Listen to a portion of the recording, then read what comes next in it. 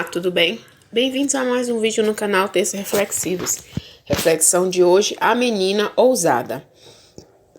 3 anos antes da descoberta de ouro em Sutter Mill, atraísse milhares de pessoas através do continente, uma caravana seguia penosamente sobre as desoladas dunas de Nevada, a oeste do rio Humboldt.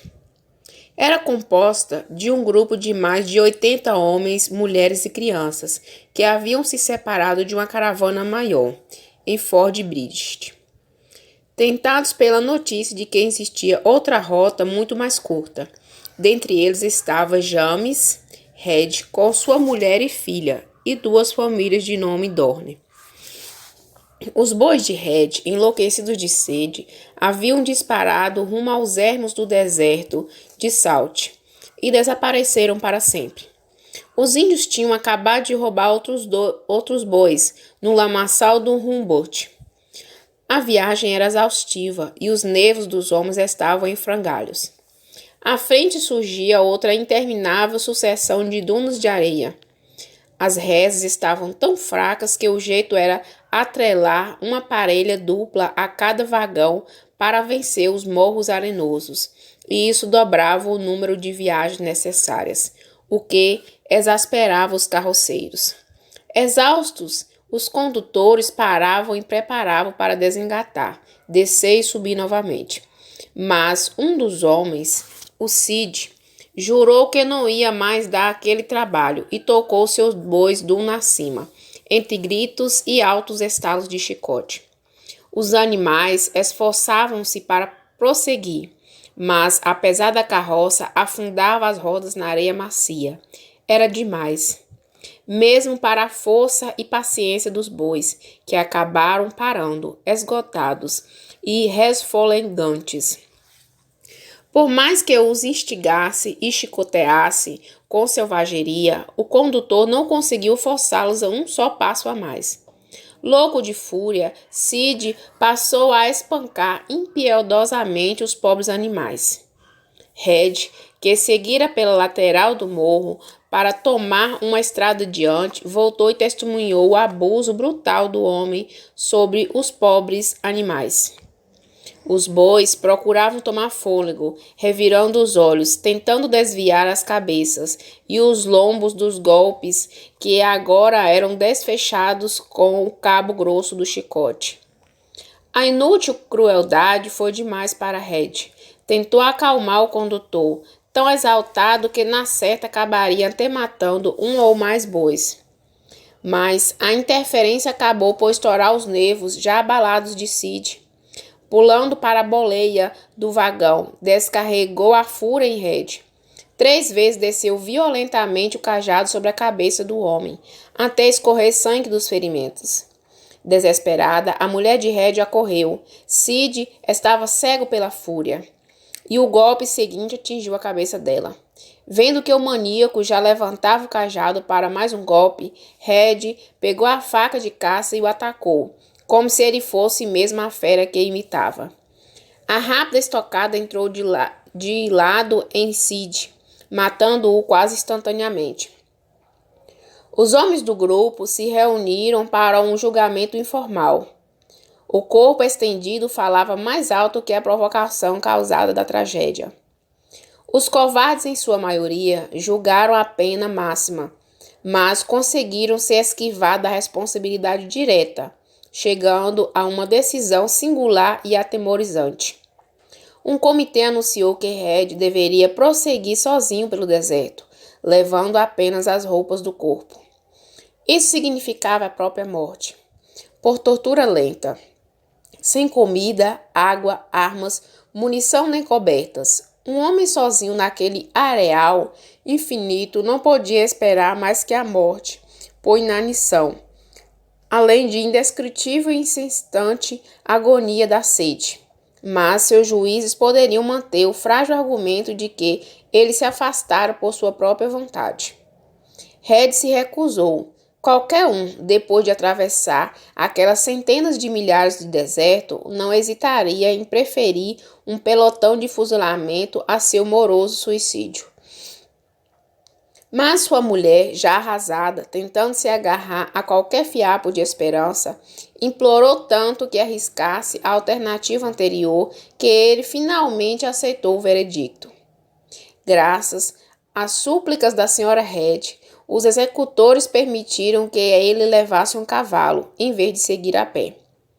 Assim lá se foi, ele sob o sol abrasador, ao encontro do que parecia ser uma sentença inexorável. A mulher e a filha de 12 anos olharam-no desaparecer no deserto impiedoso. Depois voltaram ao seu vagão, onde a vista de qualquer coisa lhe trazia uma nova dor. Os líderes do grupo demonstraram um mínimo de humanidade, manifestando sua rude compaixão pelas duas sofredoras. Mas, evidentemente, qualquer discurso aberto soava como um doloroso escárnio. Eles acabaram se afastando. E mãe e filha ficaram no mais completo isolamento, como se houvesse alguma doença contagiosa naquela moradia sobre rodas. O hábito levou-as automaticamente a preparar o almoço. Tentaram consolar-se mutuamente com as esperanças encorajadoras, mas nenhuma conseguiu enganar a outra. Mal engoliram a tosca refeição. Mais tarde, Virginia, que havia saído por alguns minutos antes do pôr do sol, olhou para o rosto da mãe marcado pelas lágrimas. Mamãe, falou ela relutantemente, vou sair e encontrar papai. Vou levar suas armas e alguma coisa para ele comer. Que é isso, minha filha? Exclamou a senhora Head. Você não vai conseguir encontrar seu pai. Vou sim, insistiu a menina. Eu não vou sozinha. Pedi ao Mitch e ele vai comigo. A senhora Head protestou. Só faltava agora acrescentar mais um último toque de horror a este dia de pesadelo. Mas a jovem Virginia estava decidida. Sabia que o comitê de vigilância designara guardas para impedirem qualquer tentativa de interferir na punição. Também tremia de medo ao pensar na escuridão do deserto e nos animais selvagens que uivavam às sombras. Mas seu pai estava lá, sem nada para comer. E ela tinha que fazer alguma coisa para ajudá-lo, acontecesse o que acontecesse. Quando o acampamento se aquietou e as crianças agitadas foram dormir, ela separou o que pôde das escassas provisões. Um pedaço de toucinho, alguns biscoitos, café e açúcar, uma caneca de lata, o rifle e as pistolas, e um pouco de munição. E mais uma lanterna a óleo e o suprimento de fósforos. Impotente, a mãe observava todos os preparativos numa dúvida crescente.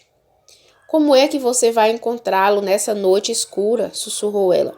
Vou procurar os rastros do cavalo e segui-los. A mulher abanou a cabeça, desconsolada. Bem, nessa hora ouviram um leve som de passos lá fora. Escutaram com a respiração suspensa. Ouviram bater de leve no vagão. Já é o Mitch, cochichou Virginia.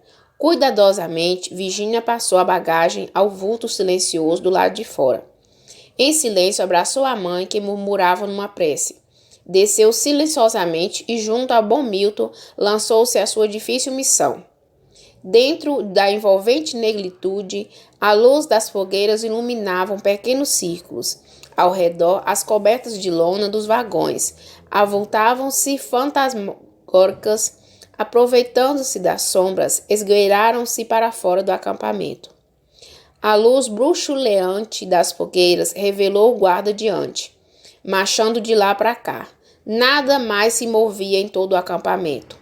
Ao lado do guarda, a sombra dos vagões se alongavam pela negra parede do nada, que tudo cercava. Deitando-se, serpentearam silenciosamente antepassar o ponto do perigo. Um cavalo relinchou inquieto atrás deles. A sentinela estacou. Virginia e Milton congelaram-se colados no chão apavorados. O homem vasculhou o acampamento imóvel, passeou os olhos pela escuridão em torno, depois retornou à monótona batida. Mal ousando respirar, os dois saíram novamente rastejando.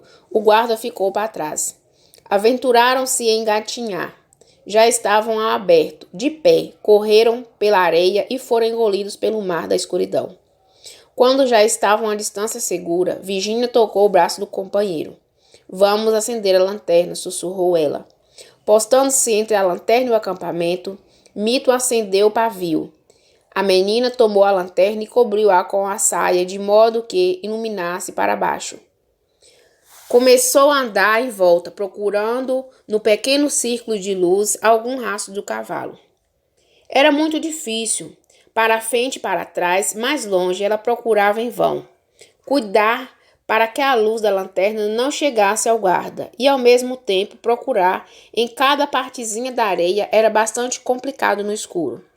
Lentamente já tinham dado uma volta completa no acampamento, quando Virginia abafou a exclamação de triunfo. Lá estava a marca da ferradura na areia solta. Ajoelhou para ter certeza. Um pouco além, as marcas estavam bem melhores. Aliviados e ansiosos, correram naquela direção. Foi uma longa jornada, sem nenhum marco para medir o progresso, e com a inevitável perda de tempo quando ocasionalmente perdiam a pista. Milha após milha, o guia silencioso parecia conduzi-los ao nada sem fim. Os tristes uivos dos ameaçadores coiotes faziam a menina tremer toda vez que cortavam o espaço. O urro estridente e selvagem do leão da montanha foi ainda mais aterrorizante, pois quebrou o silêncio bem perto deles, e ela sabia muito bem que havia lobos rondando por lá, em perigosos passeios sem rumo.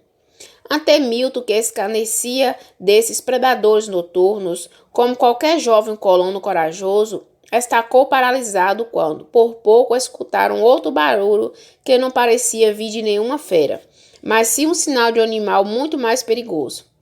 Acharam que demonstrava a presença, tão longe, de algum bando de índios, preparando a emboscada para atacar homens ou bois descarregados. Mas, nesse aterrorizante pesadelo de infância, foi mais forte do que a lembrança do pai. Sozinho, faminto e indefeso perante essas horríveis probabilidades. Pararam alguns instantes, temendo ouvir os gritos da guerra, mas estava tudo em silêncio. Virginia seguia em frente. Persistiram pelo que lhe pareceu muitas horas. Por fim, a menina deu um grito, apontando à frente. Lá está papai! Exclamou. Milton percustou a negritude. Tem mesmo uma fogueira. Nenhum dos dois aventara a possibilidade, que agora lhes lampejava, de aquele minúsculo ponto de luz poderia vir de supostos índios que tanto pânico lhe causavam. Após estudarem novamente o rastro que tão longe os levava, recobraram a confiança e correram para a meta. Um vulto desconsolado sentava-se curvado em frente ao fogo, com a cabeça entre as mãos. Quando os dois chegaram perto, ele subitamente se ergueu. Red olhava intensamente para a escuridão, esperando algum ataque. Então a figurinha esquinha, deixando cair a lanterna no chão, saiu correndo das sombras e caiu nos braços do pai. Amargamente contrariada, Virginia partiu com o companheiro de volta ao acampamento às primeiras luzes da aurora. Mas ainda sentia a orgulhosa satisfação de ver o pai seguir rumo ao oeste, com a renovada coragem e confiança que ela lhe trouxera, além de condições menos improváveis de sobrevivência. O grupo dos Dorne, que o baniu, teve por destino abandonar metade de seus membros mortos nas neves cruéis das Sierras no inverno, após lutarem desesperadamente. Mas a valente Virginia estava entre os que finalmente chegaram aos aprazíveis vales da Califórnia. Se você gostou dessa reflexão, não esqueça de deixar o seu like e se inscrever no canal. Que Deus abençoe a todos.